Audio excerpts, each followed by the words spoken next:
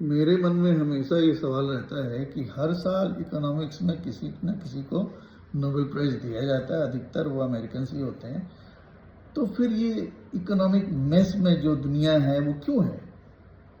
या तो उनके जो फॉर्मूले या जो भी वो देते हैं ज़्यादातर तो मैथमेटिकल मॉडल्स देते हैं, वो किसी काम के नहीं होते या लोग इम्प्लीमेंट नहीं कर पाते। जो भी हो, इस साल का जो नोबेल है 2025 का जो इकोनॉमिक्स का नोबेल है वो दिया गया है ये पर इनोवेशन पर। और भी कई चीज़ें हैं उसमें, एक इनोवेशन, दूसरा है क्रिएटिव डिस्ट्रक्शन। अब ये सब टर्म्स इकोनॉमिक्स में लाया गया है।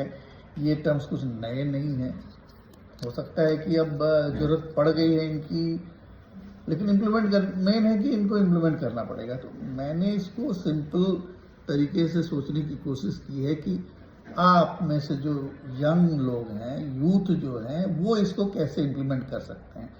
हम 4 ट्रिलियन से 5 और 10 ट्रिलियन और 20 ट्रिलियन ना सिर्फ स्लोगन से नहीं जा सकते, हमें इम्प्लीमेंट करना होगा। तो अगर हम इसको इम्प्लीमेंट करें, जो उन्होंने इस साल के नोबेल विनर्स ने इकोनॉमिक्स के जिन चीज़ों की वजह से उनको मिला है, उनमें उनको हम अगर इम्प्लीमेंट कर पाएँ, जैसे एक है इनोवेशन।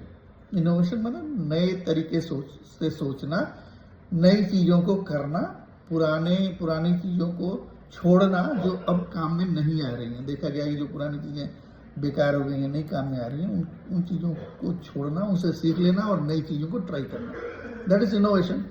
अब इनोवेशन के लिए हमें क्या ज़रूरत है? इनोवेशन के लिए हमें 3 चीज़ें चाहिए। एक है नॉलेज, दूसरा है क्रिएटिविटी और तीसरा है रिसोर्स।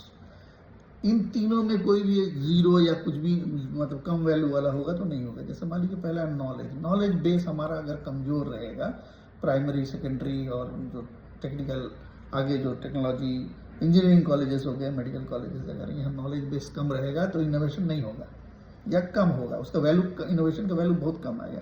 तो नॉलेज बेस हमें बढ़ाना होगा, इंडिविजुअल लेवल पर भी, सोसाइटी के लेवल पर भी, देश के लेवल पर भी।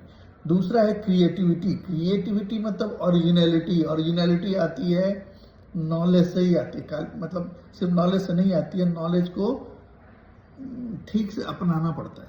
हाँ, कोई भी चीज़ अगर हम सीखते हैं, उसको जो यंग लोग हैं अगर उसको अपना लें, उसको एग्जाम्पल से समझ लें, तो वो ओरिजिनलिटी बन जाती है और वहाँ से क्रिएटिविटी आती है। तो क्रिएटिविटी आ जाएगी, नॉलेज के साथ जब मल्टीप्लाई होगी तो काफ़ी बड़ा आउटपुट आएगा इनोवेशन का।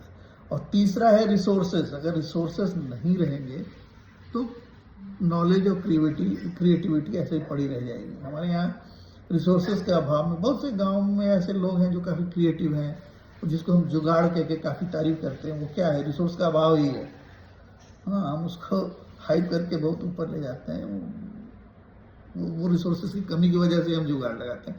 तो हमें इससे बचने के लिए 3 चीज़ों पर